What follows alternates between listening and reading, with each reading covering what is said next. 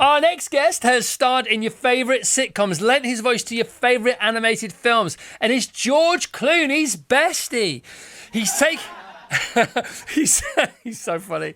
He's taken to the London stage in The Producers, my favourite theatrical production of all time, from the 23rd of March. So let's say hello to the magnificent mind, the one-of-a-kind Richard Kind.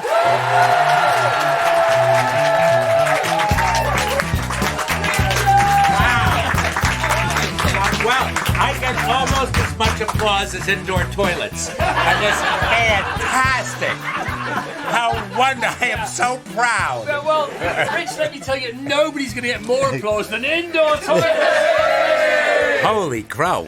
We have this festival every year for kids in the UK, and every penny goes to kids' charities. And Nice. all these people come and support us. Isn't that great? Oh, well, yes. Yes, it is. I try and do as much as I can. Yeah. You know, that's one thing about having the career that you do. You're on TV, and you want to do as much for the world as you can. And sometimes you don't have the opportunity. You don't know, what do I do?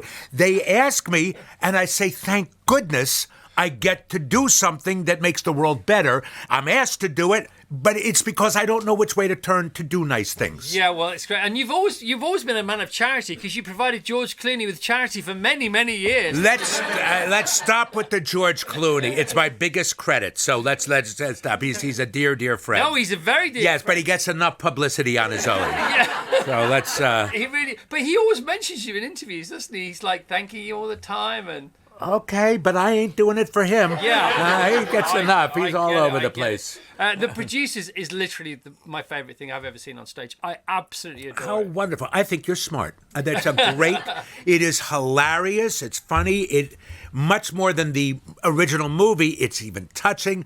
There's no music except for Springtime for Hitler in the original movie. The score is great. And Mel Brooks will be the first one to tell you. How well do you know Mel? I know him. I do. In fact, before I came over, he calls me and goes, "Oh, Rich, I'm so glad you're doing it. You're great. You're a bundle of talent. You're loud. You're good." And I know him a little bit. I knew him, and I knew Ann a little bit. And back when I first did it, I did it before. Do you know that? I heard you did 2004, 2005. Did you do it Is it before that? 2004, 2005? I think so, yeah. It's 20 years ago. 20 years ago, because I didn't see you in it in New York, but I Right. saw the original cast. So you took over from Nathan Lane, didn't you? Well, somebody else took over for Nathan, and then I used to say I did it. I don't know whether this will go over. I did it for Asians and Iowans when I took it. Everybody in New York had seen the show, and now you just got all the tourists and visitors and everything, and not New Yorkers who it's an urban show. Yeah. Would you call it an urban show? Well, it's a gangbusting show. I don't think you have to categorize it, to be honest. Okay, you're right. So I did it back then. Then 10 years after that, I did it only for 4 performances at the Hollywood Bowl. Wow. And that's 18,000 people. Yeah, let's talk about the Hollywood Bowl. I'm so glad you brought that up, because I'd forgotten about that. I didn't know about it. My God, do I have to look at that? Who's not going to go and see that? You're going to have some fun I got with to turn this more guy. this way. Okay, go ahead. I want to look at you, but All right, catch him. Hollywood Bowl. Right? Yes, go ahead. So we know that Monty Python played the Hollywood Bowl. Yeah. We know that loads of people have played the Hollywood Bowl. What is it Presley like? and the Beatles. I mean, that's music, and but doing a play, a musical there. Sure. How does it work? What's it like? What can you still do that you can do in a theatre? What can't you do that you can do in a theatre? What kind of changes do you have to make? Well, the word subtle is not in the vocabulary there, because Right. you're performing to 3 football fields. It's enormous. Right. It's huge. What is it like? It's a dream. When I say a dream, it was a dream of mine to play the Hollywood Bowl, and I've done it twice now. But you're there, and it just washes over you. You have no idea where you are. It's like truly like a dream state when you go out there. Now, like I said, I only did it for 4 performances. When you do a play like this, I've rehearsed it, and I'm rehearsing, and you go out and you do it night after night. There it was 4 performances, and it just washes over you. And if you ask me, what do I think about it? I think my first entrance, which is, with the paper, the reviews come out a lot faster when the critics leave an intermission. And then, those turbine jets, with the big fans, you ever been in there and you go woof like that and it really hits you? That's what it's like. It's just hit you. And you go, whoa, whoa. Like a theater is a theater, but a Hollywood Bowl, a concert, rock bands, we all dream of being rock stars, and we're never going to be a rock star. For 4 nights, I was a rock star. Wow, man. That's what it's like. And it was sold out, I presume it's sold out every night. I don't. Yeah, of course. But of course it is. Because you're right in the you're in the middle of show business. You're in Los Angeles. You're in one of the most legendary plays. Everybody who's in the business loves this play. Well, do they come for the play? Yes, the producers are so famous. Yeah. But the Hollywood Bowl every year during the summer does a musical. They did Jesus Christ Superstar very, very successfully. They've done Hairspray there, and one year they did the producers, and they asked me. Wow. That was crazy. And when you driving to, I presume you live in Los Angeles. Not now. I don't know. I Not presume now. So I raised my kids I wouldn't raise them in LA. Right. So you're driving to the Hollywood Bowl. And we're going to feel like king of the world going to work at the Hollywood Bowl. Well, you still got to put up with traffic. Yeah, I'm gonna be in the Hollywood Bowl, but thousands of people on the 405, they don't care. Oh my gosh! Yeah, no, it's you just got to do it. And of course, it's open air, but it hardly ever rains. And the Smartless guys, they were going to do one of their podcasts live in the Hollywood Bowl. No kidding. In November, December, and they had to call off because it rained. What are the chances of that? Oh, that's hilarious. I know. That's hilarious. Well, okay. So they called it off, huh? They called it off. So Max Bialystock, if you haven't seen The Producers, seriously, if you want an amazing night out, it always makes me cry, The Producers. At the end.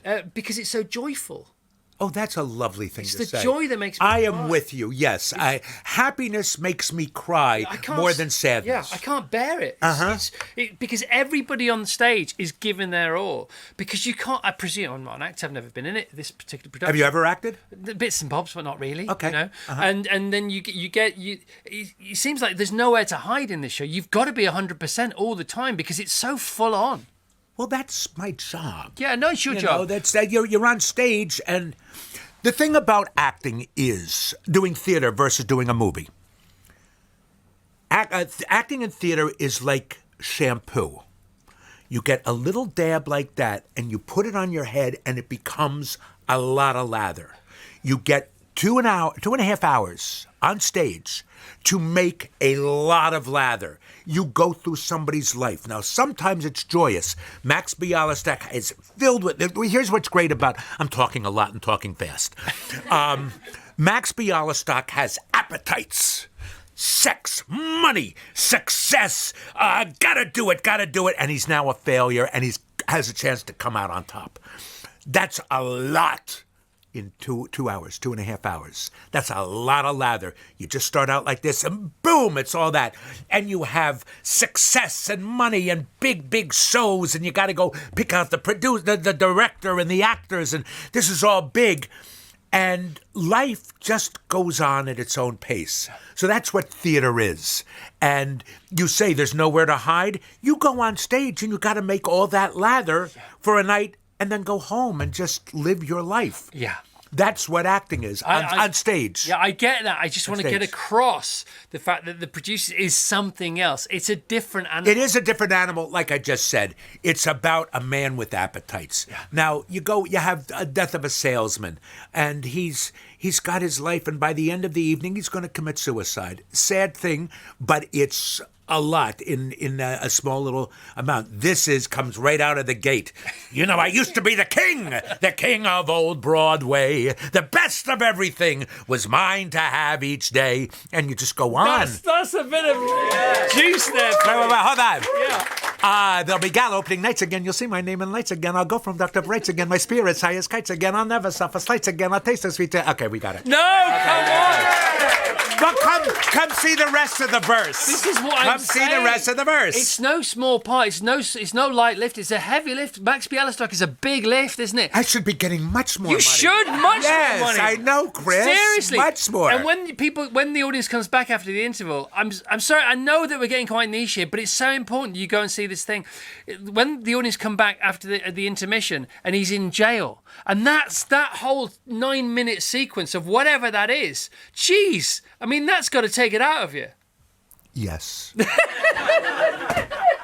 It does. I can see when your I did face. it, when I did it on Broadway originally, I lost 30 pounds. Did you actually? Yeah, so the only reason I'm doing this is I want to go on a diet.